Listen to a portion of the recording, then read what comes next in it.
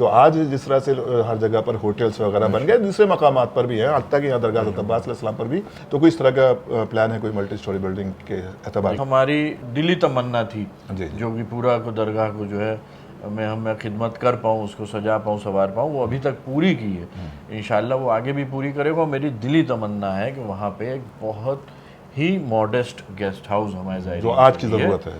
جی، کیونکہ ہم لوگ خود تشنہ لب رہتے ہیں ہر جگہ، اور کسی کے ساتھ بھی میرا کئی زیارت کے جو ہے سفر رہے ہیں، اور ماشاءاللہ جو ہے نجف سے کربلا مشی بھی کی ہے ساتھ میں. تو ہم لوگوں کو زائرین کی ہر پریشانی اور ہر احساس ہے، چیز کا احساس ہے.